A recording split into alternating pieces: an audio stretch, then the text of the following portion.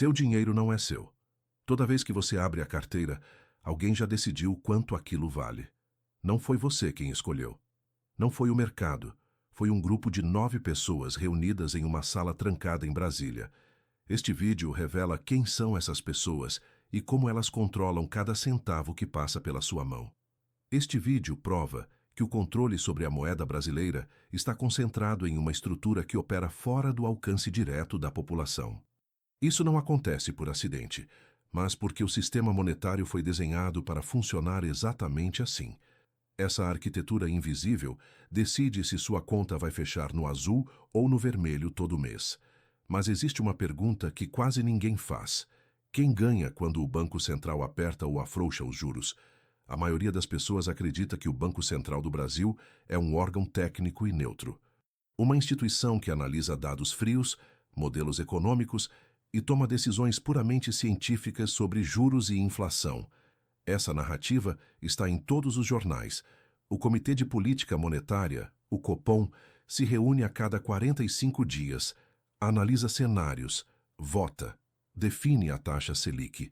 E essa taxa, em tese, é o termostato da economia brasileira. Quando a inflação sobe, o BC aumenta os juros para esfriar o consumo.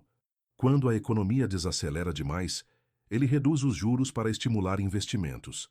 Simples, técnico, imparcial. Mas essa simplicidade esconde algo fundamental. Toda decisão monetária redistribui riqueza.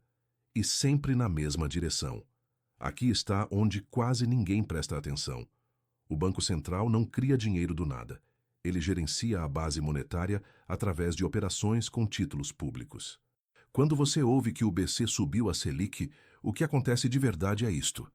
O governo passa a pagar juros mais altos para quem empresta dinheiro para ele. E quem são esses credores? Bancos, fundos de investimento, grandes fortunas. Eles compram títulos do Tesouro Nacional e recebem a Selic como remuneração garantida. Sem risco, sem esforço produtivo, apenas rentismo puro. Em 2024, a dívida pública brasileira atingiu 7,3 trilhões de reais. Os juros pagos sobre essa dívida consumiram aproximadamente 950 bilhões de reais no ano. Para ter dimensão, isso é mais que o quádruplo do que o Brasil gasta com saúde pública em um ano inteiro. O orçamento executado com saúde em 2024 foi de 215,9 bilhões de reais. Enquanto isso, para você, a Selic alta significa crédito mais caro, financiamento de carro com juros estratosféricos, cheque especial cobrando mais de 100% ao ano, cartão de crédito chegando a 300% em algumas modalidades. A mesma ferramenta que enriquece o topo sufoca a base. Mas espera, se o BC é uma instituição técnica, por que essa assimetria persiste há décadas?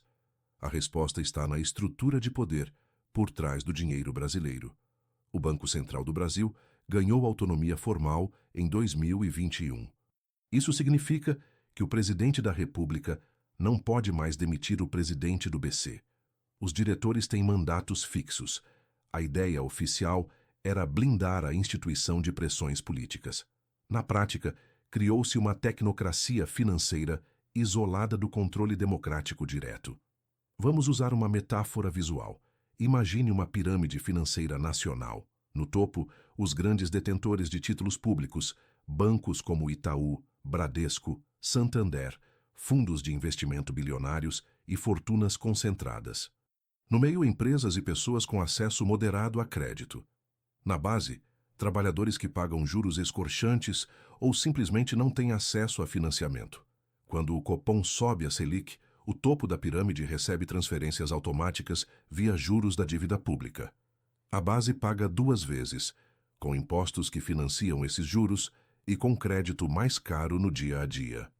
Entre 2015 e 2016, durante a crise econômica, a Selic chegou a 14,25% ao ano. A inflação oficial estava em 10,67% em 2015. O argumento era conter a alta de preços. Mas naquele período, os gastos do governo federal com juros da dívida explodiram. Enquanto isso, o desemprego explodiu.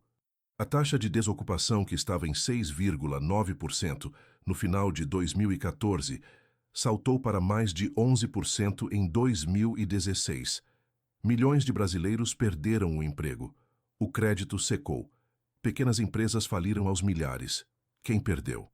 O trabalhador demitido, o microempresário sem capital de giro, a família que não conseguiu financiar a casa própria. Quem ganhou? Os detentores de títulos públicos, que viram seus rendimentos dispararem justamente durante o colapso econômico do país. Essa é a ironia brutal do sistema. Crises aumentam a transferência de renda para o topo. Esse é o ponto que muda tudo. A autonomia do Banco Central não elimina interesses. Ela apenas os torna menos visíveis.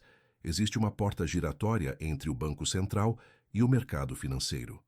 Diretores do BC frequentemente vêm de grandes bancos ou vão para eles depois de deixarem o cargo. Isso não é escândalo, é a norma.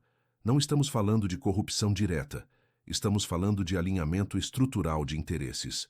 Quando quem define a política monetária compartilha a mesma visão de mundo, a mesma formação acadêmica e os mesmos círculos sociais dos grandes credores, as decisões se tornam previsíveis. O Brasil mantém uma das maiores taxas de juros reais do mundo. Juros reais são a diferença entre a taxa nominal e a inflação. Enquanto países desenvolvidos operam com juros reais próximos de zero ou até negativos, o Brasil insiste em manter os seus elevados. Por quê? A narrativa oficial é credibilidade, controle inflacionário e atração de capital estrangeiro. A consequência prática é rentismo garantido e crédito doméstico sufocado. Você, que trabalha, produz, consome, está subsidiando a riqueza de quem vive de aplicações financeiras. Agora vem a parte incômoda. Esse sistema não é um erro, é um desenho. O controle da moeda é a forma mais silenciosa de poder político. Quem define quanto o dinheiro vale, quanto ele custa e para quem ele flui, está na prática definindo quem sobe e quem desce na hierarquia econômica. No Brasil, esse poder está concentrado em 9 cadeiras do Copom. Pessoas nomeadas, mas não eleitas. Técnicas, mas não neutras. Autônomas, mas não independentes dos interesses do capital financeiro. A população brasileira não vota nessas pessoas, não as escolhe, e na maioria das vezes nem sabe quem são.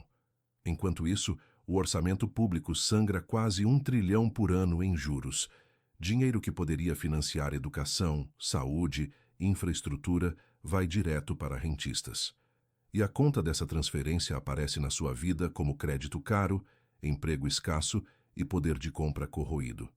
O spread bancário brasileiro, a diferença entre o que os bancos pagam para captar dinheiro e o que cobram para emprestar, está entre os maiores do mundo.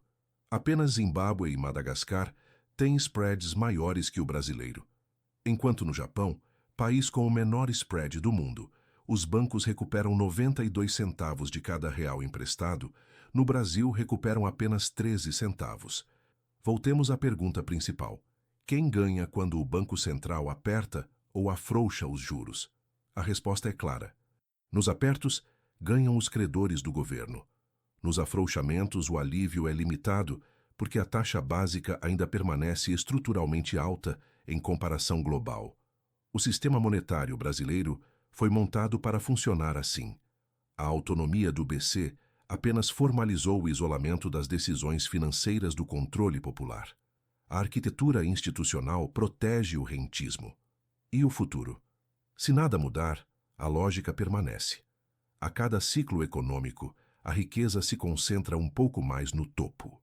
O endividamento das famílias aumenta, o crédito produtivo segue racionado e o trabalhador médio continua pagando juros que financiam a fortuna alheia. Você pode não saber os nomes dos 9 membros do Copom, mas eles decidem a cada 45 dias o peso da nota no seu bolso. Quem controla o dinheiro controla o país, e no Brasil, esse controle não está nas suas mãos.